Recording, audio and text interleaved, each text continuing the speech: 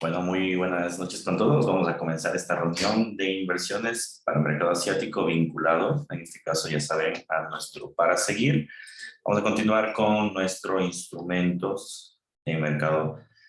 Por favor, me confirman si todos ustedes pueden escucharme bien. ¿Pueden escucharme? Se escucha perfecto, profe. Buenas noches. Buenas noches, ¿qué tal Julio? ¿Qué tal chicos? Vamos a, en este caso, a continuar con nuestro estudio. Hoy, bueno, además de estudiar el mercado asiático, tenemos un tema pendiente, ¿no? Que es el tema, en este caso, del petróleo, que vamos a continuar en este caso, porque en la mañana hubo intermitencias y se nos sacó básicamente la conexión. Bueno, para recapitular un poco lo que estábamos hablando en la mañana, igual, hoy va a ser muy poco el volumen, básicamente porque sigue el día sigue en día de trabajo en medio Asia. Y bueno, esperamos que esta semana ya se termine este tema y desde la próxima semana empecemos ya con volúmenes cada vez más fuertes, al menos en el mercado asiático, porque en los mercados americanos y europeos, pues está bien realmente. Bien.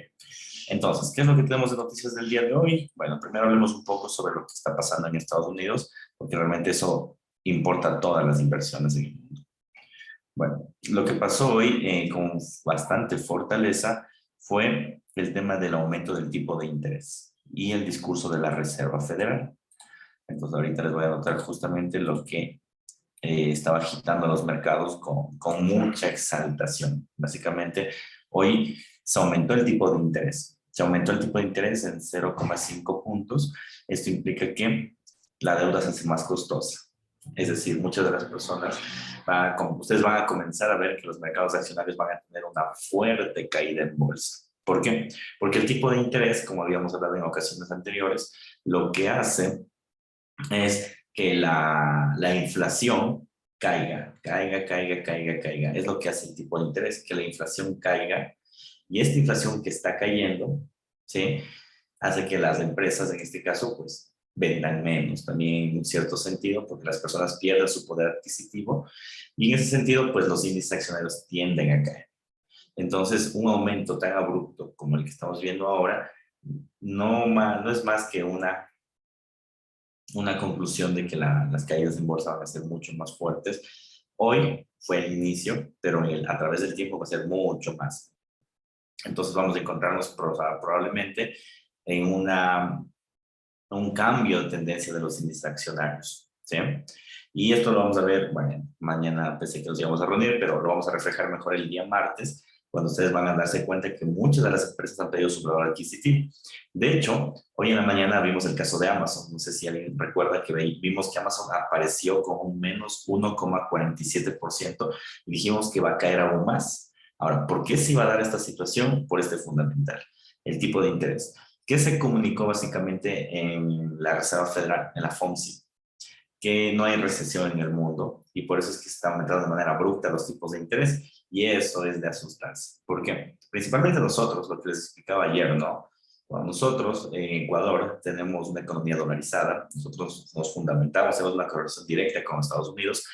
El encarecimiento de la moneda hace que nosotros seamos menos competitivos en el mundo. ¿Por qué? Porque países como Colombia, donde el peso colombiano tiende a depreciarse, el sol, que es en este caso la moneda de Perú, tiende a depreciarse, para ellos es mucho más barato en este caso la fabricación de bienes, productos o servicios que para nosotros que estamos en dólares.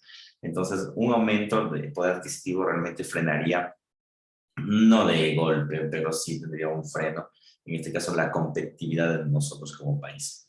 Entonces, probablemente hay que ver qué es lo que pasa con el gobierno actual y cuál va a ser la política monetaria y fiscal que llegaría a tomar, en este caso, Guillermo Lasso, pero no es un buen escenario.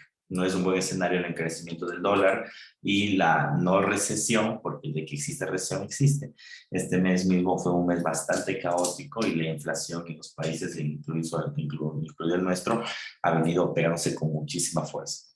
Entonces, eso un poco de coyuntura nacional mezclada con coyuntura internacional.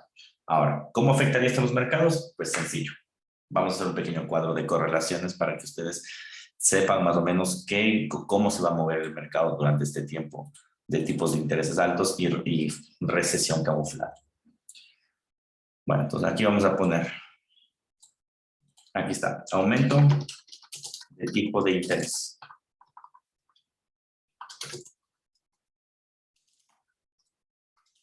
Entonces, el aumento del tipo de interés lo que intenta hacer básicamente es mitigar la inflación. Entonces, lo que quiere en este caso esto es mitigar la inflación. ¿Ya? Esa es la consecuencia. ¿Ya? Ahora, cuando uno aumenta el tipo de interés, esto tiene una correlación directa con todos los instrumentos que existen en el mundo, en especial con la primera potencia aún, que es Estados Unidos. Entonces, aumento del tipo de interés, aquí pongamos un punto. Primera consecuencia del aumento del tipo de interés, aumento de la moneda, en este caso el dólar. ¿Sí? Entonces la moneda tiende a apreciarse mucho más. Ya, ojo, en el largo plazo, en el corto plazo hay una pequeña volatilidad que se descuenta, pero en el largo plazo la moneda tiende a apreciarse, es decir, el valor del dólar comienza a apreciarse más que el de las otras divisas. Entonces, aumento de la moneda, en este caso del dólar. Si la moneda aumenta, nosotros habíamos hablado el día de ayer con el tema de la sesión americana, si la moneda aumenta, ¿qué dijimos? Que las materias primas se venden o cotizan en dólares. ¿Ya? Las materias primas cotizan en dólares, eso es lo que estamos diciendo. Si las materias primas cotizan en dólares y el dólar está en aumento, ¿qué significa? Que las materias primas van a tener una tendencia a la baja. Eso implica que la materia prima va a tener una tendencia básicamente a la baja. Entonces, mucha atención en ese sentido.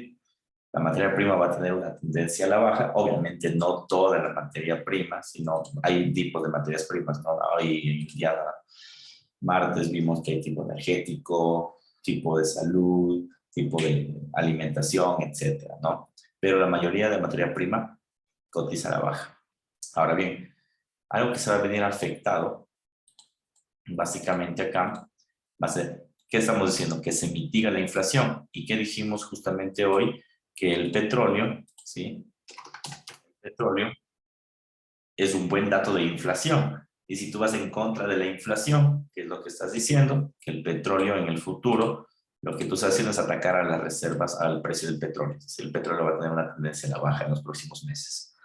Bien, entonces ya lo vamos a explicar más, el tema del crudo un poco más adelante, pero el crudo tiene un aspecto o un camino negativo, al menos desde el aspecto fundamental. Ahora, eso es en el tema de divisas y materias primas. Ahora bien, para culminar el tema de las divisas, si hay un aumento del dólar, ¿ya? Si hay un aumento del dólar, significa que en el largo plazo, aquí tenemos el euro, contra el dólar, por ejemplo, es un caso. Si tú estás diciendo que a través del tiempo el dólar se está apreciando sobre el euro, significa que la gráfica de largo plazo, fundamentalmente hablando, es bajista. ¿Ya? Y esto lo vimos un poco en la mañana, ¿no? Dijimos que en el corto plazo es bajista, en el medio va a subir y en el largo plazo es caída. Bien, entonces, eso es lo que te está diciendo básicamente esto. Y así con todos los pares de divisas. Ahora, vamos al tema accionario. Bien, entonces, esto es con el tema de las divisas. Ahora vamos con las acciones y los bonos. Vamos con lo más fácil, los bonos. Voy a poner un ejemplo súper sencillo para entender lo que es un bono. Un bono, pongámoslo acá, una primera explicación algo coloquial, es un instrumento de renta fija. Es como una superpóliza, pongámoslo así. Es una póliza bancaria. Una póliza bancaria es cuando tú tomas el dinero y lo depositas en el banco. Y la persona te lo entrega o el banco te lo entrega después de un tiempo. Eso es una póliza bancaria. ¿Sí? Entonces esa póliza es un instrumento de renta fija porque te da un plazo determinado o un tipo de interés determinado. Es decir, no depende del mercado, sino eso ya está pactado. El bono es igual. El bono generalmente lo hacen o lo lanzan los países como una emisión de deuda para financiar sus proyectos. ¿Ya? Y esta hacen una es una super póliza. ¿Por qué? Porque te da mayor rendimiento que el mercado. ¿Ok? Entonces, por ejemplo, aquí, un ejemplo, si tú encuentras una póliza bancaria, encontrarás entre el 4 y el otro 8% hasta 9%, ponele, anual. Pero si vas a bolsa de valores e inviertes en un bono, puedes encontrar hasta el 15%. Por eso es una super póliza. Ahora, digamos, en el ejemplo, antes los bonos de Estados Unidos se pagaban al año 0.50%. Ya, porque eso estaba el tipo de interés. Es decir, antes por invertir en ese bono te daban ese porcentaje. Ahora te van a invertir el 1%. A ver, les pregunto a ustedes.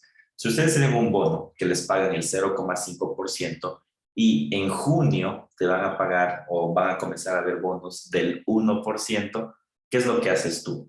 ¿Compras bonos, vendes bonos? ¿Qué es lo que harían ustedes?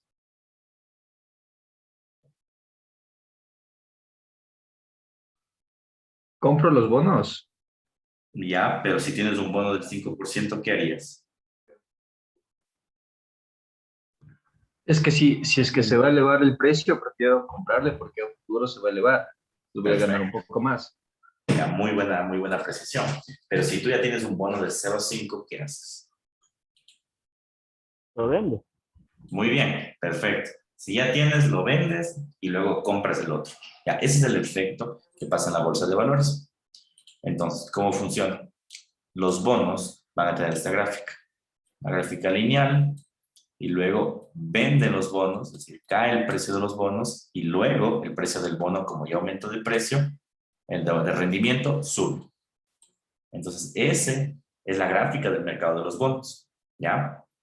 Ahora, ¿por qué hablamos de esto? Porque esto tiene una correlación directa con las acciones. Es decir, con los índices, los ETFs y todas las acciones del mundo. Acciones. Acciones, y dentro de eso están los índices, lo que habíamos hablado el día martes, y están los ETFs. Bien. Ahora, mi pregunta es la siguiente. Ya sabemos que va a subir el tipo de interés. Si sube el tipo de interés, básicamente se deprecia el poder adquisitivo que tienen las personas. Y al depreciarse el poder adquisitivo que tienen las personas, ¿qué sucede? No compran tanto como deberían. Es decir, el gráfico de las acciones, en vez de subir, va a comenzar a caer. Entonces, eso es malo para el mercado accionario. ¿Por qué? Porque pierde poder adquisitivo en primera instancia. Y segundo, ¿en qué prefieren invertir ustedes? ¿En un bono que les va a dar el 1% al año seguro o en una acción que te va a dar un rendimiento negativo? Lo más lógico es invertir en un bono, que yo sé que es del 1%, pero no vas a perder dinero.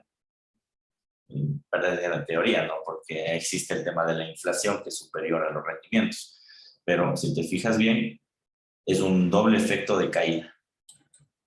Entonces, en otras palabras, el aumento del tipo de interés lo que hace es aumentar la moneda, bajar las materias primas, bajar el precio del petróleo, bajar el precio de las acciones, índices y ETFs y aumentar el precio de los bonos. Entonces, ese es el escenario con el cual nosotros debemos contemplarnos y debemos comenzar a trabajar de ahora en adelante de manera fundamental en el largo plazo. ¿Por qué? Porque el fundamental ya está dado. Es decir, es como lo que nos pasó el día martes en sesión asiática. El mercado aún como que estaba inquieto y salió un fundamental y el fundamental decía, voy a subir, pero el mercado no hacía nada. Y dijimos, ¿será que sube? No sube y compramos. Al final el fundamental siempre va a terminar mandando en un plazo de tiempo. ¿Ya? Los efectos económicos, en cuanto sale la noticia, por eso es que hoy hubo demasiada volatilidad a la 1 de la tarde, donde estábamos operando julio. Sí tiene volatilidad hace rato, pero los efectos económicos son de largo plazo y de medio plazo. Entonces no es que solo ese ratito, como yo me aumentó el tipo, se aumentó ese momento y después pare de contar. No, eso sí sigue aumentando. Y en este caso, el mercado tiene que contemplar este escenario. Ahora bien, se espera un segundo aumento, bueno, en este año se espera 3 aumentos, a que el tipo de interés llegue al 2%, se espera eso. Pero cuidado, mucho cuidado, porque la última vez que hubo mucho aumento de tipo de interés justamente para combatir la inflación, no han sido tan buenas ideas en el mundo. ¿Por qué? Esa fue una de las causas de 1900, de la gran recesión, ya que fue en 1980, me parece, no recuerdo exactamente la fecha, fue una de las causas. También el aumento de los tipos de interés y el aumento de la inflación fue una de las causas de la dolarización del Ecuador en el 2000, es decir, cuando se aumenta de manera exagerada la inflación, el tipo de interés y la inflación no tiene buenos resultados. Entonces, con esto, ¿a qué me refiero? Ustedes que están estudiando inversiones tienen que comenzar a protegerse. ¿Cómo se comienzan a proteger ustedes?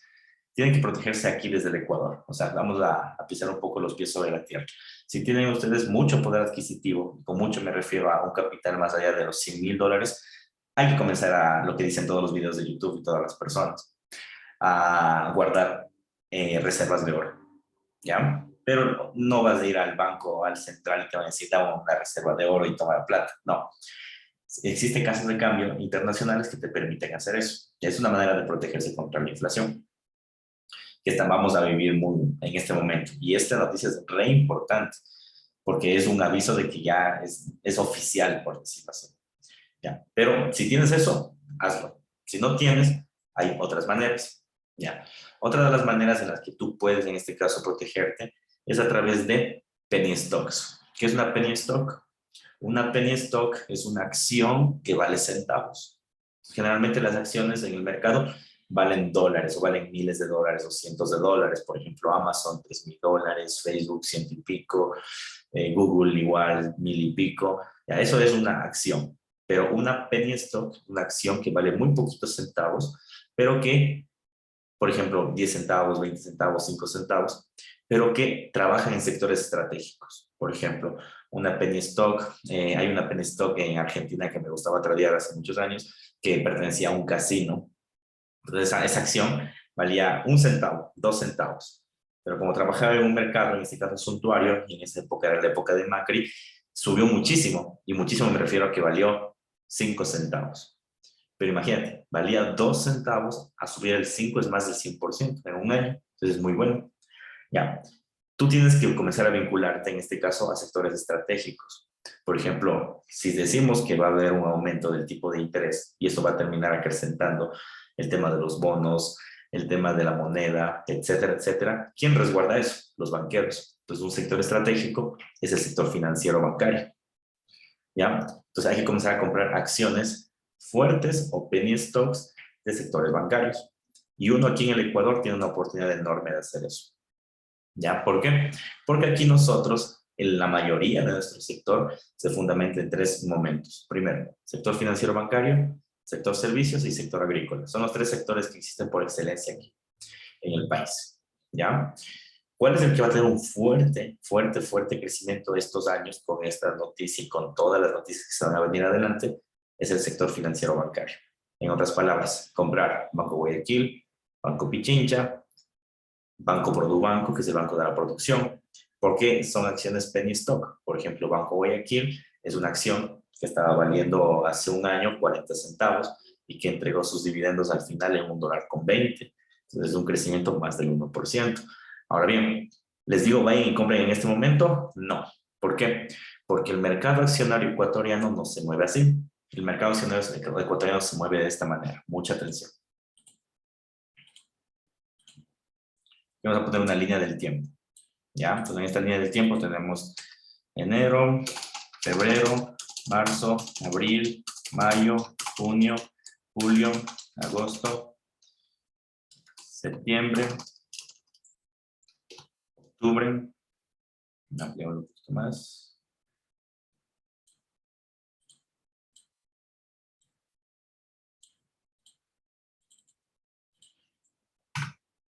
de octubre, noviembre y diciembre. ¿Ya? Entonces el mercado ecuatoriano se mueve de la siguiente manera. ¿Cuáles son los meses excelentes para cualquier mercado retail o cualquier mercado o cualquier empresa consolidada en el país? Estos meses, octubre, noviembre y diciembre. Es lo que nosotros le llamamos como efecto Navidad. ¿Ya? Es decir, las personas comienzan a consumir y comienzan a endeudarse como locos. ¿Ya? Comienzan a endeudarse desde estos meses, octubre, noviembre y diciembre. Los meses de enero, febrero son meses bajos. ¿Ya? ¿Por qué? Porque todo el mundo está endeudado. Entonces comienzan a pagar tarjetas de crédito, etcétera, etcétera, etcétera. Entonces son meses bajos de mercado. Momentos líquidos a través de mercado se transforman. Marzo, abril, mayo. ¿Por qué? Pago de utilidades de las compañías. Pago de dividendos y utilidades. Pago de dividendos y utilidades. Después de que una empresa paga un dividendo, las compañías usualmente caen de precio. ¿Por qué? Porque es como que la compañía, en este caso, pongámosle Banco Guayaquil. La compañía Banco Guayaquil, digamos que en sus arcas, en ganancia, tiene 100 millones de dólares. Pero de los 100 millones de dólares tiene que repartir 20 millones de dólares a todos sus accionistas y empleados. Entonces, después de que reparte, ya no tiene 100. Va a tener 80 millones. 80 millones de dólares. Entonces, si el precio de la acción, yo que sé, estaba a $1.20, con 100 millones de dólares, ahora como tiene 80, tiene que caer. Tiene que estar, que sea $1, me invento. ¿Ya? ¿Por qué? Porque perdió valor adquisitivo. Entonces, los meses excelentes para comprar acciones de bolsa aquí en el Ecuador son, bueno, hasta junio, pongámosle que se dure este efecto de dividendos, son julio, agosto, septiembre. Estos son los meses de las inversiones aquí en el país. Siempre. El mercado ecuatoriano no se mueve mucho y es bastante lineal, pero en estos meses ustedes van a encontrar acciones de centavos. De centavos o acciones baratas. ¿Okay? Esas acciones que están económicas son las acciones, nuevamente, que tienen que ser de sectores estratégicos que a ustedes les va a ayudar a protegerse de la inflación. En otras palabras, son acciones que van a comenzar a crecer acá en el efecto Navidad y cuando esté bajo el mercado y comiencen a entregar dividendos, ustedes deben venderlas. Entonces, en otras palabras, comprarían lo que siempre hacemos nosotros. Compramos acciones en 40 centavos, ponen hasta 80 centavos y vendemos acciones hasta en $2. Entonces tienes un crecimiento más del 100%. ¿Listo? Ahora, ¿cuál es la táctica de comprar este tipo de acciones? Dos. La primera, nuevamente, debe ser parte de un sector estratégico. Y la segunda, por aquí una línea.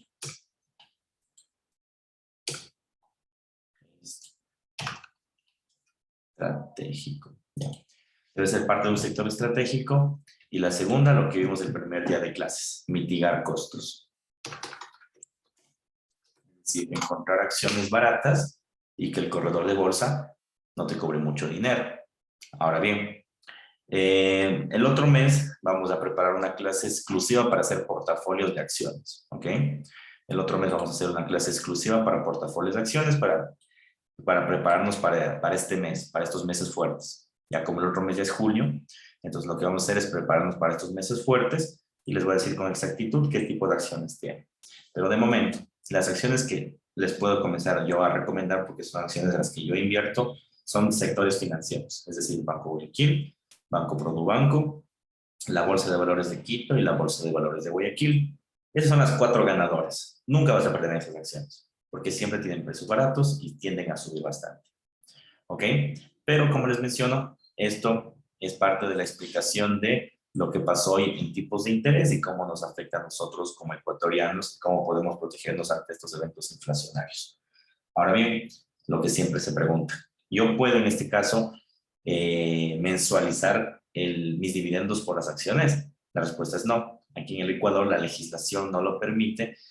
Por ejemplo, en países como Estados Unidos, tú puedes pagar el dividendo todos los meses, ya, o cada trimestralmente, depende de la empresa, o no pagar dividendos. Aquí en el Ecuador no. Aquí en el Ecuador tú tienes que pagar cada año y el máximo tope del pago de las utilidades es en abril. Entonces, igual y depende, ¿no? Porque también puedes, la superintendencia, por ejemplo, mandó este año un comunicado que se debe hacer hasta el 31 de mayo. El no, subir los estados de resultados que evidencia los balances. Pero bueno, entonces así funciona el ciclo del mercado accionario. Bien, vamos a dejarlo en stand-by hasta aquí para dirigirnos a operar en mercado australiano y después de eso nos vamos al petróleo. Y con eso terminamos básicamente esta sesión. Antes de terminar este punto, por favor, ¿alguna duda, inquietud que tengan?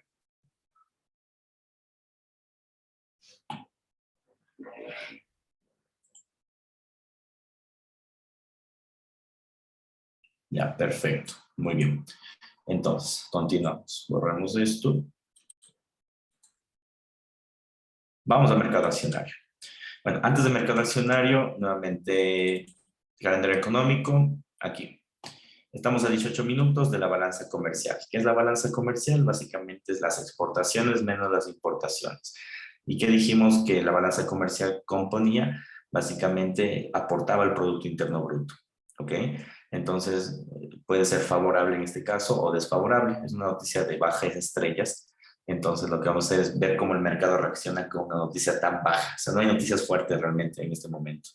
Entonces, básicamente, la decisión va a ser un poco más técnica que fundamental. ¿Ya? Vámonos ahora hacia la plataforma y nos vamos en este caso a el australiano. Bueno, como ya hemos venido viendo en situaciones anteriores, nosotros en el dólar australiano tenemos movimientos tanto a la alza como a la baja. ¿Ok? Esos movimientos tanto a la alza como a la baja, como puedes observar acá, no vamos a borrar primero estas flechas porque nosotros pasábamos tradeando acá. Ya. Tanto a la alza como a la baja, determinamos que en algún punto este mercado iba a llegar a un punto de compra, es decir, acá, y que estaba inmerso en un tema con RSI y estocástico. ¿Ya? Es decir, el mercado se estaba posicionando a la alza. Nos fuimos al gráfico diario y aquí nosotros lo que hicimos fue trazar una línea Fibonacci. Esta línea Fibonacci dijimos que en algún punto el mercado tiene que llegar a un punto 23 para luego caer a un punto 38, 50, 61. Ahora bien, hoy con el aumento de los tipos de interés, que fue básicamente la razón por la cual los mercados comenzaron a alborotarse desde la mañana, ¿qué detectamos? Que había un hombro, una cabeza y un hombro. Y esto era una figura de cambio de tendencia. ¿Ya? Y esto era una figura de cambio de tendencia. Entonces, habíamos hecho un triángulo, habíamos sacado una línea aquí, que era la línea de cuello, y habíamos dicho que de llegar a romper esta línea, el siguiente punto sería el... Ah, no, esa no es la línea, discúlpeme. La línea de acá es la de acá. Aquí está trazada. ¿Ya? Entonces, ¿qué dijimos? Que de llegar a topar este punto, este era el punto del swing trading, el que hablamos en el chat, ¿no? Básicamente que nos estopió y después como que regresó al punto del swing trading. Entonces, este era el punto del swing trading, porque de este punto básicamente el mercado tendría que topar el 23 para luego posteriormente topar el 38. Como en este punto salió el tipo de interés, el mercado se disparó. Es decir, sobrepasó el 23 y ahorita estamos en el 38. ¿Ok? Entonces, vamos a H1 para ver si es que podemos encontrar algún punto de entrada. Bueno, en H1, ¿qué detectamos? Que había un triángulo. Nosotros ya habíamos detectado esta gran suba hace un tiempo, pero no teníamos aún el punto de entrada idóneo. Y hoy justamente se nos pasó.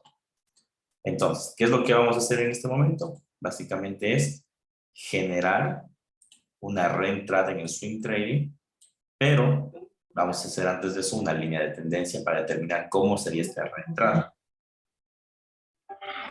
Profe, una Sí, consulta. dime. Para, para poder, ¿qué punto hubiese sido el adecuado para poder ingresar? El adecuado en el swing trading era la ruptura de esta línea Para, de hombro, cabeza, hombro. El adecuado del swing trading era la ruptura del hombro, cabeza, hombro. Era el punto que estábamos esperando nosotros cuando trazamos esta línea.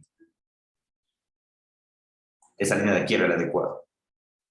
Pero no ya, es tarde, ojo, no es tarde, porque cuando tienes un swing trading tienes varios puntos. Otro punto adecuado es el 23, es este. Otro punto adecuado, el 38. Otro adecuado, el 50. Otro adecuado es 61. Y después del 61 las cosas podrían comenzar a cambiar. Pero, o sea, hay diferentes puntos adecuados de ese vuelo. Ya. ok, profe, muchas gracias. Entonces, como para profundizar un poco la respuesta que le hice a David, por ejemplo, esa es una tendencia. ¿Ya? El punto re adecuado, obviamente, es el de acá, donde inicia la tendencia, pero no es el único. Aquí, por ejemplo, es un punto adecuado, acá es otro punto adecuado, acá otro punto adecuado, acá otro punto adecuado.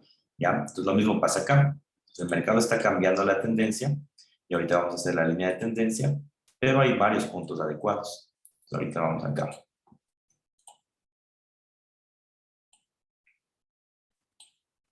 Listo.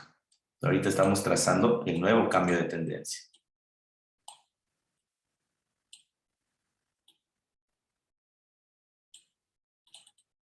Ya, entonces, ¿cómo está moviéndose el nuevo cambio de tendencia? Fácil. Impulso, retroceso. Impulso, ahorita está generando este retroceso a manera de banderín. Y ahorita, como seguramente ya salió la noticia favorable para el euro, el australiano, está disparándose el mercado. ¿Hasta dónde se puede disparar? Hasta la línea de tendencia, es decir, hasta acá. Después de eso, lo que se esperaría es un retroceso, es normal. Porque como está en el 50, ¿cuál sería su retroceso? El 38. Y aquí sería una nueva reentrada. Es decir, si queremos hacer un swing trading nuevamente, debemos esperar que toque el 38 para llegar otra vez al 50. Bien. Ahora, déjenme ver la noticia. Para ver si podemos hacer un scalping en este momento. Si la balanza comercial fue favorable, significa que el Producto Interno Bruto es favorable. Entonces las empresas van a crecer al igual que su moneda. Vamos a M30. Bien. En M30, como tal, como ustedes pueden observar, en este momento ya se nos brincó el mercado, pero el estocástico no nos daba ninguna señal como ayer. Y el RSI, pues básicamente está haciendo lo mismo que el precio, es decir, subiendo. Entonces no nos da ninguna señal de entrada como tal el estocástico. Sin embargo, ahorita vamos a ver si más adelante nos puede dar una señal en compra. Vamos a M15. M15. Justo estamos en el techo, en esta parte de acá. Este techo es muy importante. Bien, ¿por qué? De romper este techo, la figura debería irse a la tendencia de romperlo. Si no rompe el techo, eso sería una figura de doble techo y esto generaría un retroceso al punto 38 al menos, que es el que estamos esperando. ¿Ok? Entonces, de momento, no podemos ingresar ni para scalping ni para swing trading. ¿Por qué? Porque justo estamos en el punto sin retorno. No sabemos si va a subir o va a caer. Por el momento estocástico, sí nos da la señal en M30, o más bien ya nos dio, porque ya pasó la señal de entrada, y de ahí no tenemos ninguna otra señal más. Vamos a ver volumen. Volumen. El volumen, como ustedes pueden apreciar, cada vez es más alcista hacia el lado de la compra. ¿Sí? Esto implica que los compradores cada vez se están posicionando aún más. Ya lo que siempre hemos hablado, ¿no? Cada vez que el volumen crece y el movimiento está a favor o en contra, se están posicionando o compradores o vendedores. Bien. Entonces, por último, vamos a ver si existe alguna entrada en M5, a ver si es que se puede ejecutar un pequeño scalping. Y aparentemente, eso es muy, muy aparente, yo diría que eso está un poco riesgoso, sí podría haber una ligera venta por el tema del estocástico y el tema del RSI, que están básicamente en el techo. Ahora, ¿por qué decimos aparente? Porque este movimiento, si bien es cierto, no está señalando las ventas, pero es contrario a M15. ¿Sí? Entonces, miren, M15 en cambio está en sobrecompra. Y ya dijimos que las figuras grandes siempre predominan sobre las pequeñas. Entonces, realmente este instrumento está en indeterminación. No nos dice con exactitud si va a caer o va a venderse, se contradice mucho. Pero de manera general lo que sí podemos intuir es que se viene el nuevo rally alcista del instrumento. Nuevamente, ¿qué es lo que debemos hacer? Básicamente, tratar de que el instrumento tope el 38, encontrar un punto de entrada y en ese punto nosotros ingresar para nuestro swing trade. Ya que bueno, el punto hoy pues se nos quedó, que era el punto de acá. Que era el punto de acá, el punto de quiebre. Estábamos luchando básicamente nosotros. Bien, esto es referente a este instrumento. Entonces, como ustedes pueden observar, no se puede ingresar como tal a una compra, a una venta, porque hay una indeterminación de momento. ¿Sí? Como te menciono, la una temporalidad te dice vende, la otra te dice compra, entonces hay indeterminación. El fundamental te dice compra, entonces no, de momento no se puede saber con exactitud a dónde va. Hay muchas trabas o muchos semáforos que van en contra y muchos que van a favor. Bien, lo más aconsejable es esperar. Esperar a ver si es que el día de mañana se puede develar una mejor posición para ingresar. Pero ojo, y pongan mucha mira a que el mercado debe retroceder al menos a estos niveles nuevamente para comenzar a tener una compra, ¿sí? Entonces, mucho cuidado. Ahorita nos opera porque no nos dice el mercado qué debemos hacer, pero estos niveles de acá sí son muy importantes. Este nivel 38 es muy importante. Más que todo porque ya rebotó 2 veces y ahorita esperemos que haga la tercera para que se ejecute la figura de triple suelo y se genere una suba de precio. ¿Ok? Bien. ¿Alguna duda, alguna inquietud, por favor, que tengamos en este punto para pasar al tema del petróleo? No. Perfecto. Vamos a petróleo. A ver, nos habíamos quedado en el tema del petróleo. ¿Por qué hablábamos del petróleo precisamente hoy? Básicamente porque cuando uno está en horario americano, todos los días miércoles, cuando le subamos de acá, todos los días miércoles hay inventarios de crudo. Aquí tenemos. ¿Dónde está? Aquí está, inventario de crudo. Profe, tal vez me puede enseñar cómo era para colocar el petróleo. Por Si ya vamos a la plataforma, primero vamos a ver los inventarios. Entonces, todos los días miércoles siempre hay inventarios de crudo, todo el tiempo. Entonces, aquí está producción del petróleo a las 9:30. Justamente por eso habíamos empezado 15 minutos tarde para poder ver esto, pero ya nos sacó la sesión. Bien, entonces mira, estos inventarios de acá son fundamentales para determinar si el movimiento sube o cae en el mercado. Ahora, para eso vamos a ir al gráfico del petróleo.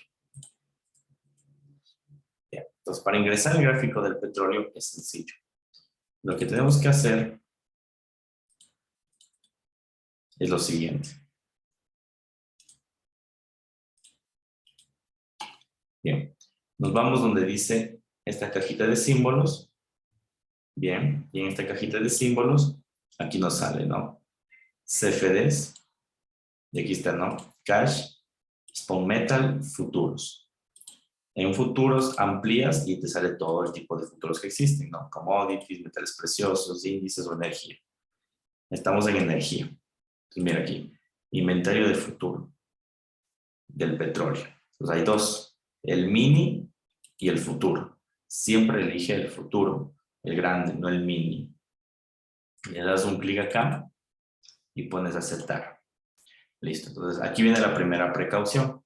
Como ustedes tienen cuentas muy pequeñitas, es decir, $2,000, $200, 50, son cuentas muy chiquitas, entonces esas cuentas ustedes como tal no pueden invertir en crudo, porque el crudo es costoso, ¿sí? Y además es muy riesgoso. Si tuvieran cuentas más grandes, yo que sé, una cuenta de $2,000, $3,000, ahí sí podrían entrar el petróleo. Entonces, cuando vayamos nosotros a invertir en petróleo, ustedes van a hacerlo en cuenta demo, a no ser que tengan una cuenta grande. Ahí sí van a tratar en cuenta real. ¿Sí? ¿Alguien me estaba preguntando algo?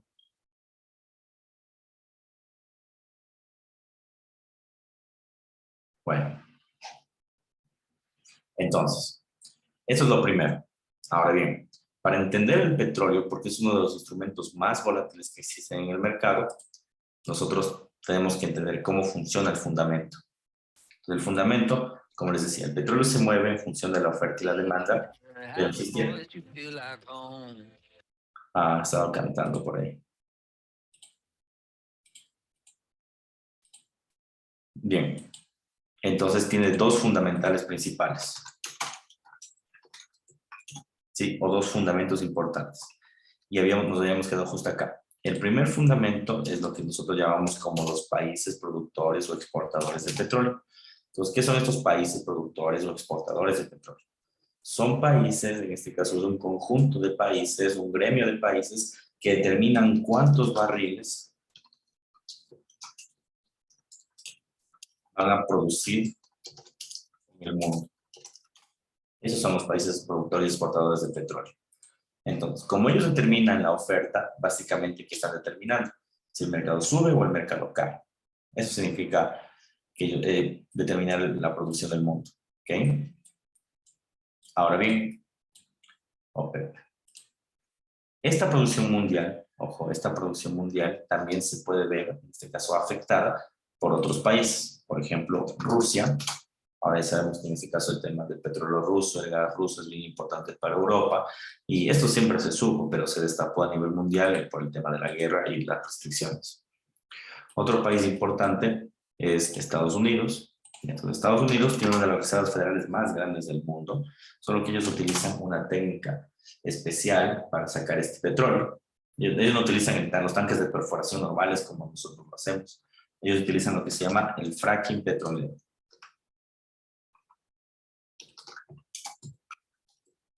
¿Qué es esto del fracking petrolero? El fracking petrolero es una técnica un poco más costosa de producir petróleo, ¿sí?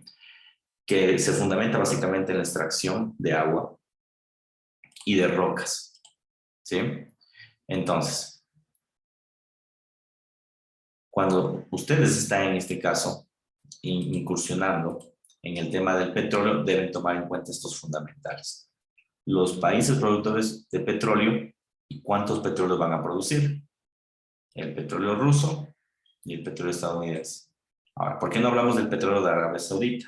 Porque Arabia Saudita es parte de los productores de petróleo, ¿ya? Entonces, estos son los tres fundamentales a seguir. ¿En dónde se ven esos fundamentales? En Investing. En investing.com, ustedes pueden ver con tranquilidad los fundamentales que siempre salen los días miércoles. Y aquí les sale, mira, inventario de combustible, inventario de destilado, producción de gasolina, inventario de crudo semanal. ¿Sí ves? Te sale como que todos los inventarios que tienen en el mundo. A mayor inventario, ¿sí? A un inventario superior, el precio cae. A un inventario inferior, el precio sube. Esto es un juego de oferta y demanda, básicamente. Si el inventario sube o el inventario es muy fuerte, entonces el precio tiende a caer. Ahora, ¿por qué el precio es muy costoso? Por las restricciones rusas, por las restricciones americanas contra Rusia. Como dijimos que uno de los tres participantes estaba Rusia, ¿qué dijimos? Básicamente que hay menos oferta. Como hay menos oferta, si hay menos barriles, ¿qué sucede? El precio comienza a elevarse. Y por eso ahorita estamos viendo un barril que está en $108. Bien, algo que no se veía desde la época de Rafael Correa, es decir, aproximadamente hace unos 15, de unos 12 a 15 años, pongamos. Porque no fue de inmediato el aumento de crudo en la época correísta, sino fue después de un tiempo. ¿Ok? Entonces, vamos a responder algunas de las inquietudes que tienen. Bien. Sandra dice, una consulta. ¿Cuál es el valor idóneo del petróleo para invertir? Como te había mencionado, mínimo una cuenta entre $2,000 y hasta $3,000. Eso es lo idóneo para comenzar a invertir en petróleo. Si tienes menos de eso, no inviertas. Vas a perder. El petróleo es muy volátil. Puedes perder mucho dinero. Leonardo dice una pregunta. ¿Cuál es la diferencia entre el futuro y el mini futuro? Buena pregunta. Vamos a ver ahorita la diferencia con ustedes mismos. Ese es el petróleo. Ahora vamos a sacar el mini futuro. Archivo, nuevo gráfico, para que lo vean ustedes mismos. ¿Dónde está Futures? Listo. Pongámosle en otros colorcitos para que no se confundan. Bien. Entonces, miren. Petróleo mini futuro, 108,17. Futuro, 108,18, el mismo precio casi, ¿no? ¿Cuál es la diferencia? Ambos son iguales, semejantemente iguales, ¿no? La diferencia viene en el CFD, es decir, el nivel de dinero que debes tener. En el crudo, ya en el contrato de crudo grande, necesitas tener más dinero para invertir que en el contrato, en el mini futuro, por decirlo así. Necesitas menos dinero para invertir. Pero la volatilidad es la misma. Ya, por ejemplo, aquí estamos en un valor y aquí estamos en el mismo valor. O sea, la volatilidad es la misma. Entonces, en otras palabras, el uno es más barato y el otro es más caro de adquirir por el CFD. Ojo, por el CFD, no como tal por el precio del crudo, porque es igual. Ese es la primera diferencia. La segunda diferencia también suelen ser los horarios de inversión. Hay brokers que te dicen, mira, el horario de las materias primas, yo que sé, es de 9 de la mañana a 10 de la noche, pero en contratos grandes. En contratos pequeñitos es de 10 de la noche a 9 de la mañana. ¿Ok? Entonces, esa es la otra diferencia. Ya depende del broker eso. ¿Ya? Pero fundamentalmente es el dinero. En la una el contrato es más caro, en el otro el contrato es más barato. Pero no se olvide, la volatilidad aquí es el problema. Porque ahorita, por ejemplo, se está moviendo centavos. O sea, ahorita si quisiéramos invertir en crudo, pues no nos interesa que se mueva 1 o 2 centavos. Nos interesaría que se moviera un poco más y eso suele verse en la recesión americana. Entonces, esa volatilidad es la que nosotros debemos cuidarnos. ¿Okay? Que sea una volatilidad muy extrema que haga que las cuentas se quemen, en especial cuando son cuentas muy pequeñitas. Ahora bien, para que tengan una relación en contratos, mini es como el microlote, pongámoslo así. Es decir, cuando tú vas a una nueva orden y aquí pones 1, esto es un lote, ¿ya? Pero si pones 0.1, esto es una fracción de un lote. Y si pones 0,01, es una fracción mucho más pequeña de un lote. Ya lo mismo pasa acá.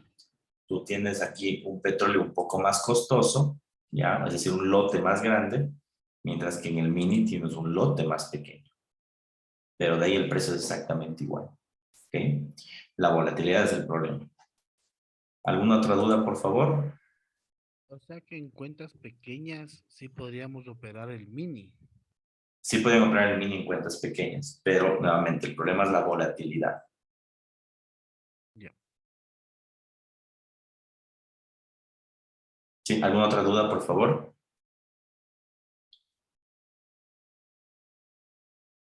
No todo claro. Perfecto. Bien, entonces, esto respecto a datos fundamentales. Regresamos. ¿Cómo se establecen los lotes? Ya, esa es una muy buena pregunta. Bueno, esta pregunta ya la habíamos contestado en veces anteriores, me parece que en la clase de la sesión americana, pero conversemos de los lotes para que todos tengamos claro y estemos en la misma onda. El lote es la cantidad que vas a invertir. Ya, entonces aquí si tú pones 1, ¿qué te estás diciendo? No Estás se ve la invirtiendo pantalla 10. emergente. Ah, sí, discúlpame. Listo, entonces mira, si nosotros aquí ponemos en nueva orden y nosotros colocamos, en este caso, 1, ¿qué es lo que estás diciendo? Que vas a invertir 10 barriles de petróleo. Ya, eso es el lote. Es la cantidad exacta que vas a invertir. Si tú pones 100, ¿qué estás diciendo? Vas a invertir 1000 barriles de petróleo. Ya, ahora, no todos los lotes funcionan igual, básicamente porque las métricas son diferentes. En petróleo hablamos de barriles, pero si nosotros nos vamos a euro-dólar y nosotros ponemos aquí volumen 1, ya no vas a hablar de barriles, sino estás hablando de euros, porque son monedas. Aquí volumen 1 significa que estás comprando 100 euros, 100.000 euros. ¿Okay? Si nos vamos acá a, por ejemplo, este índice, que es un índice europeo, nos vamos a nueva orden. Aquí ponemos 1, que estamos comprando una participación del índice europeo. ¿Ya? Entonces, esa es la métrica. Entonces, ¿cuál es el volumen perfecto, por decirlo así? Depende de la cuenta. Si tienes cuentas pequeñitas, siempre debes utilizar las unidades más pequeñas. ¿Por qué? Porque las cuentas más pequeñas son más propensas a perder en trading o a quemarse, mientras que las cuentas más grandes son menos propensas porque aguantan más golpes del mercado. ¿Ya? Por eso es que nosotros operamos, como siempre les digo, ¿no? Como sé que tienen cuentas pequeñas, yo les incito a operar volúmenes bajos. Se crece lento, pero se crece, se genera rentabilidad. Ahora, si tú quieres operar con un volumen alto en una cuenta pequeña, sí se puede, sí puedes operar, pero si es que te equivocas y se pierde en esa operación, puedes perder mucho dinero, ¿sí? Entonces, ese es el tema. Dice, entonces, 1 equivale a 10 en este caso, en el petróleo sí, en el euro 100.000, 1 en acciones significa una participación, entonces depende del instrumento. Entonces, la misma plataforma te dice cuánto equivale. Dice, una cuenta de $100, ¿cuál es el lote idóneo? 0,1, es el más bajo. $100 es una cuenta muy pequeña. El lote idóneo es 0,01, no 0,1. Me Profe, preguntan, regrese al AUD-USD, ya está en el piso. ¿estamos en el piso? Genial. Perfecto. Bueno, llegando al piso. Aún no estamos en el piso. Perfecto. Bien. AUDSD. Perfecto. Estamos llegando al piso del 38. Vamos a ver si encontramos un punto de entrada. Aún no está el punto de entrada, pero se está fraguando para que cada vez el punto de entrada esté mejor, ¿no? Perfecto. Entonces, miren, la primera señal se está dando. Dijimos que iba a topar el piso y está topando lentamente el piso. Aún no termina de toparlo, pero lo interesante es que si ven que estocástico ya comienza a girar su vuelo a otro sentido, ya, es lo que tenemos que encontrar. Estocástico aquí, RSI un poco más abajo y el precio en este rango, entre 38 y un poquito más abajo. Ya saben que el mercado no es perfecto. De algo así, este rango. Ese nivel es nuestro nivel de entrada, pero aún como tal no tenemos el visto bueno, por decirlo así, para ingresar en el mercado. Aún está un poco trabado. Bien. ¿Alguna otra duda? No sé si quedó claro el tema del volumen. Y bueno, el tema de la entrada acá aún no la tenemos. Aún sigue en los niveles no deseados, pongámoslo así, pero está cada vez llegando a los niveles que queremos, que es lo importante. Estos son nuestros niveles. Estos son nuestros niveles de entrada, como para que vayan señalándolos ustedes.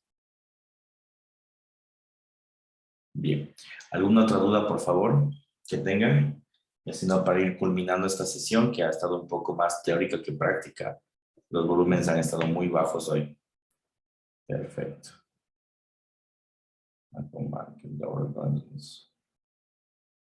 Ese nivel está por defecto, lo puso usted. No, nosotros lo colocamos. Nosotros habíamos colocado esto en clases anteriores. La próxima semana ya le vamos a volver a colocar otro nivel para que te iguales un poquito, pero nosotros colocamos este nivel. Básicamente lo colocamos bajo el movimiento del mercado. Entonces, el mercado, como siempre, se mueve por impulsos y retrocesos. Nosotros habíamos colocado un nivel de referencia para determinar el retroceso. ¿Sí? Esto el día martes que volvemos a tener sesión, les voy a volver a enseñar esto para que ustedes todos tengamos claros los niveles, en este caso de entrada y salida del mercado. ¿Sí? Básicamente es una referencia matemática esto, pero existen niveles mucho más fáciles de identificar. Por ejemplo, este nivel 38, si no se supiera Fibonacci, tranquilamente se lo puede, en este caso, comprar con el techo de acá. Lo que quiero que comprendan es que todas las herramientas que nosotros vemos son herramientas o extracciones del precio. O sea, al final el precio es el que termina mandando. ¿Ya? Entonces, el 38 tranquilamente, básicamente es un doble techo. El nivel 23 es otro doble techo, ¿sí ven?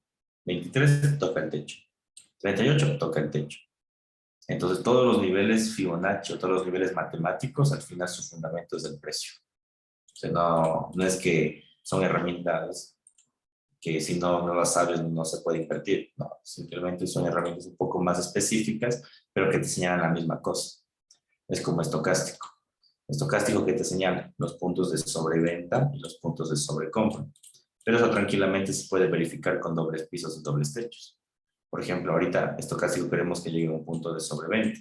Y el punto de sobreventa ya sabemos que debe ser un punto que caiga en un piso, que puede ser incluso el piso de acá. Si no tuviéramos la herramienta, debería ser incluso el piso de acá, que es un piso de la vela anterior. ¿Sí? Entonces, es eso básicamente. Bien, inversionistas. Vigilemos este precio. Seguramente esto se va a terminar de depreciar entre la sesión europea y americana. Seguramente se va a encontrar esto. ¿Por qué? No en la sesión asiática, como les había mencionado en un inicio de la clase, medio Asia, Japón, todo el sector de China, algunos países del mismo continente están en feriado del Día del Trabajo aún, y eso que implica básicamente que pues no exista volumen de inversión. Entonces, cuando no hay mucho volumen, pues es muy difícil tradear. Por eso el mercado ve que sube, vuelve a caer, cae, vuelve a subir y se queda en el mismo punto. Es porque no hay volumen, no existe la fuerza que queremos. Eso, inversionistas. Esperemos la próxima semana esté mucho más Profe, animado ahí el mercado. podríamos dejar un buy limit. Puede colocarse un buy limit nuevamente, pero lo que les había comentado la vez anterior, el tema de las órdenes pendientes, hay que tener excesiva precisión para que las mechas no te saquen. Es el tema de las órdenes pendientes. Por eso nosotros no sabemos colocar buy limit, stop loss, sell stops o buy stop limits, no colocamos. En este caso, por ejemplo, no deberíamos colocar un buy limit. O bueno, el buy limit debería ser acá arriba. ¿Ya? Porque el buy limit que te dice compra a un precio futuro.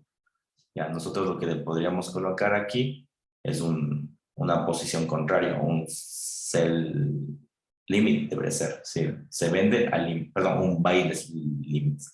Se vende al límite, acá. Entonces, pero es complicado, porque como te había mencionado otra vez, ya digamos, el mercado topa este techo, este piso, perdón, topa este piso el mercado, pero no te da la señal acá. Entonces, ¿cómo verificas que te dé la señal? Ya, entonces, es un tema un poco más complejo. Generalmente el tema de las órdenes pendientes no se utiliza para el scalping, se deben utilizar para operaciones más de largo plazo. Por ejemplo, operaciones, ahorita ya tocó el 38, deberíamos esperar que caiga al menos, digamos, 38, 23. Aquí debería ser un buy limit bien puesto. O el segundo, la ruptura del 50. Ya, ahí es bastante colocado. Y con un buen margen de stop loss y take profit funciona. Pero con un margen muy pequeñito, donde la operación son apenas centavos, porque mira, si se mueve de aquí a acá, son 91 puntos, tal vez no te dé la señal que quieres, entonces no es tan buena idea, ¿sí? Entonces esa es la idea. Bien, queridos chicos, entonces cualquier cosa, como siempre me escriben, ya saben que estoy a su disposición, cuídense mucho, que tengan una bonita noche y un bonito fin de semana. Nos estamos escuchando la próxima semana. Chao. Gracias. Gracias, profe. Bien. Gracias, profe. Gracias, profe. Para Marta.